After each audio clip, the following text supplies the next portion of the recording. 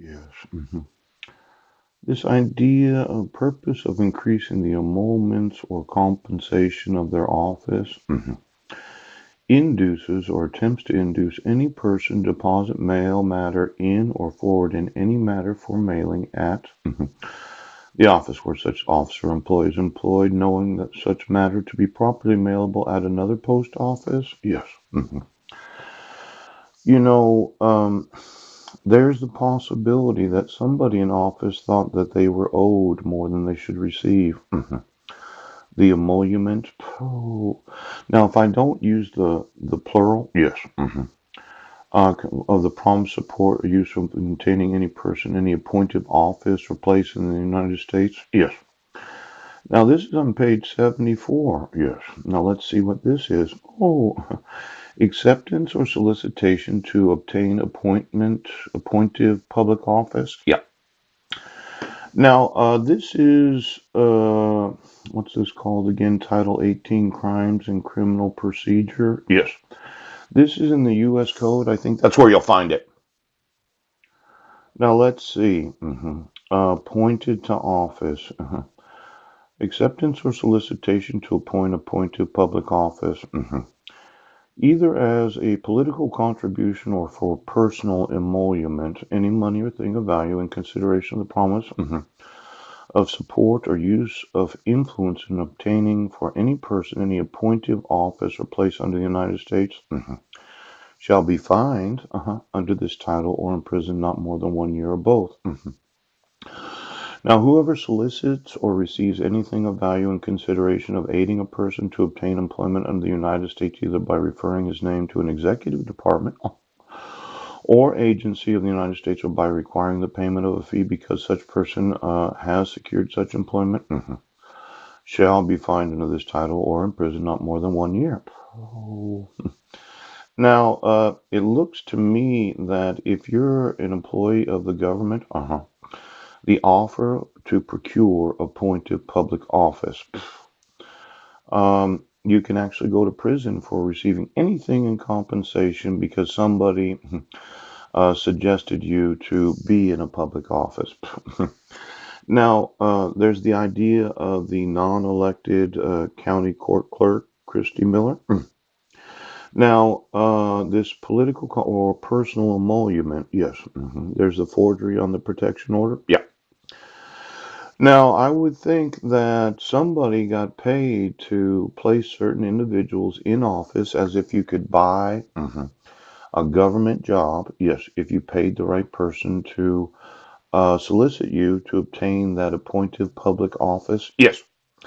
Now, maybe the sheriff bought his job. Pooch, you said you ran for office, but as I looked at the last election, it didn't seem like a real campaign. As if your parents bought you the job in the sheriff's department. Pooh. Now, let's look at this. You received your employment in a public office of the United States of America because of who you know and not what you know. Could you get me all of those appointed to office that had sworn that they would support and defend the Constitution? They had a little swearing in? Yes. And get me the oath of office of every postal worker in the United States for the last 50 years. Ouch! Now, I'm going to have to sue the post office and all the employees that have any knowledge, yes, of the fraud of issuing fraudulent protection orders. Poop. And then the fraud of issuing a fraudulent dissolution of marriage. Yes, that generated two reference numbers, right, where the state of Washington's in the fucking mail right now.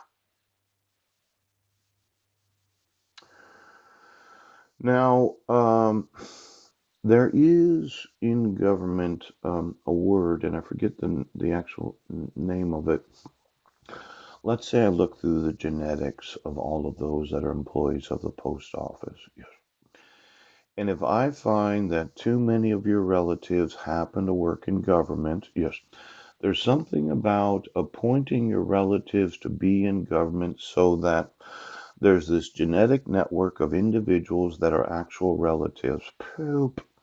Now, there are specific laws about employing your relatives in any government job anywhere in the United. Well, we're just going to look at the genetics of those in law enforcement. Now, for a lot of you, you say, well, we've always been in law enforcement. My family's always been in law enforcement. Yes.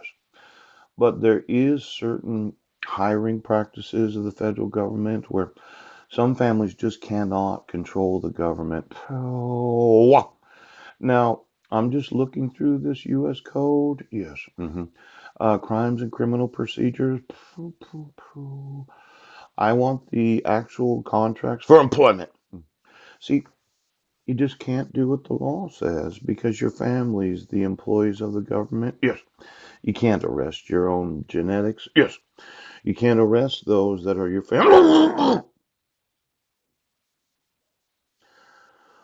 Well, I would say when you solicited any employee of the government, yes, with the intention of receiving some sort of favoritism, yeah, emolument, pooh, or any sort of compensation for getting them the job, yes, that you actually violated Title 18 of Crimes and Criminal Procedures.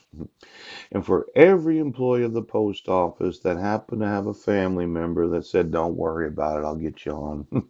My family's always run the post office. We own the post office.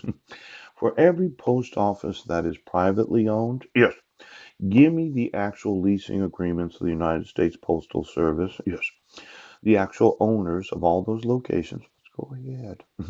And all those little trucks that have flat tops that you said, well, we're going to continue to use petroleum products as the fuel for combustion engines because my thought is I'm going to take ownership of every fucking post office. We're going to do a little remodel. Yes, we are. I'm going to sue the shit out of the United States Postal Service. And then everybody's going to do what I say today. Yeah, that's right.